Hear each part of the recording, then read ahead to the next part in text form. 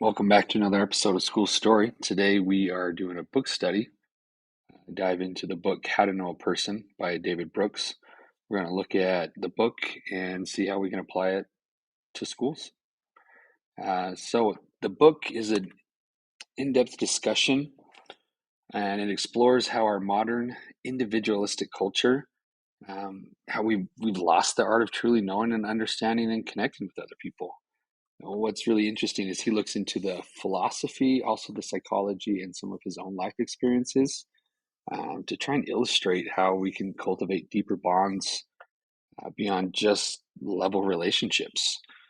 As I go through it, I'm just going to do a brief summary of it. My top takeaways, I call it the 531. So, my five top takeaways, my three favorite quotes, and one thing that you can do to implement something from the book today, tomorrow, whenever you're in your school building next. So let's jump in. The book I loved. I give it two thumbs way up. It was a book that I had a hard time putting down, and it's covered in highlights and notes and my little doodles as I read through it. What he does is he looks at the problem basically of how our own hyper individualistic our culture has deteriorated, how it's made it difficult, and we see it a lot in our schools, for someone to really intimately get to know somebody else and really see them for truly who they are. He talks about how we lack our deep, meaningful bonds, and instead we're almost always looking out for number one, which prevents us from really getting to know or really opening ourselves up to somebody else. And he says because of this, there's a lot of despair and isolation that's happening. And I know we see that.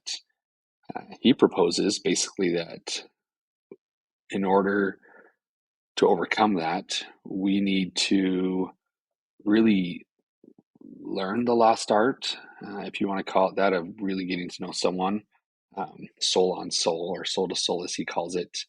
They look at He looks at different philosophical traditions, schools of thoughts, modern psychology to demonstrate the principles and tools for combating loneliness, really by fostering mutual understanding, which is another thing we've definitely lost. Uh, he defines knowing somebody. So when you say, "Oh, I know them," he doesn't mean that just as superficial facts, right, as the surface information about them, but really reaching in to their essence of understanding their inner motivations, seeing their dignity, and recognizing their potential to grow. Uh, to do it, it does require vulnerability, humility, and presence, which we know isn't easy. And what's interesting is he differentiates the difference between our outer self, and he calls it our outer resume self, which I thought was very appropriate. The resume is the pretty paper we put together to show everybody who we are as, or the values that we bring. But instead, what is that inner self?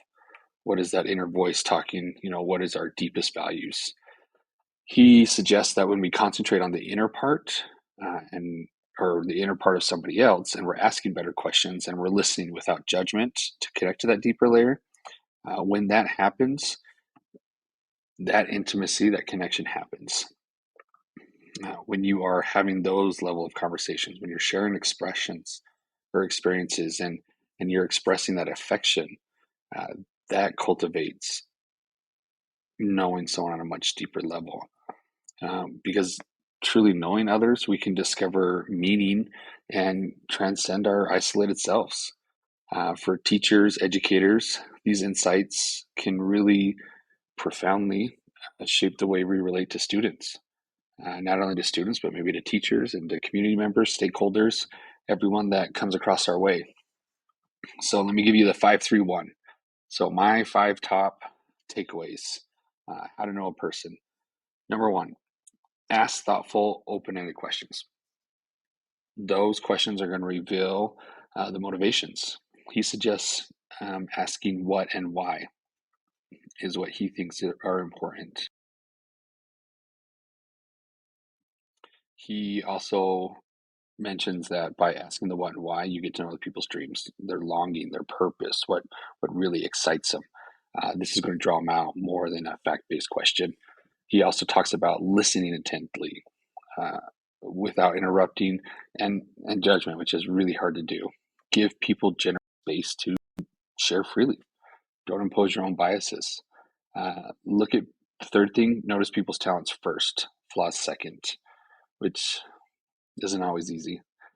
See people in their best light and recognize their dignity. Number four, do activities together. Don't just talk. When you have shared experiences, games, challenges, rituals, that builds the bond. And by building the bond, you really get to know somebody. Number five, have the courage to share yourself vulnerably. You can't expect intimacy from others without extending some yourself, and it's not comfortable. So those are my five top takeaways. My three favorite quotes. Number one, if you want to know me, don't ask me where I'm from. Ask what I yearn for. Get at purposes, not just facts. It's easy to ask where you're from, but what is someone's deepest yearnings? What are they really wanting? Number two, a person is a process, always roaming, unfinished, and open ended. People change. Think back 5 or 10 years and how different you are. Try to avoid pigeonholing someone into a specific category, stereotype, whatever. Number three, each person you know contains a world of inner richness waiting to be discovered. Just assume there's depth in everybody, and that will make you want to seek that depth to get to know that and really get to know them. So my implementations, normally I do one. I struggle to just do one. So I'm giving you a secret. I'm giving you three.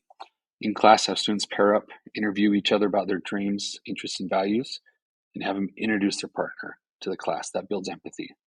Number two, when you talk to a student, listen without interrupting. Don't jump in with advice. Let them share freely. And number three, organize a bonding activity, like cooking, sports, crafts. Shared experiences unites people. So figure out how you can do that within your building, within your classroom. So in conclusion, those are my big takeaways, my 531 on how to foster human connection from David Brooks' book, tongue twister, How to Know a Person. I hope these things will inspire you to have more intimate, vulnerable conversations and really seek to understand the inner lives of your students and your teachers. When we honor that complexity, the dignity in each person, it helps create an environment in the school where everyone can feel seen. So join us next time. Good day.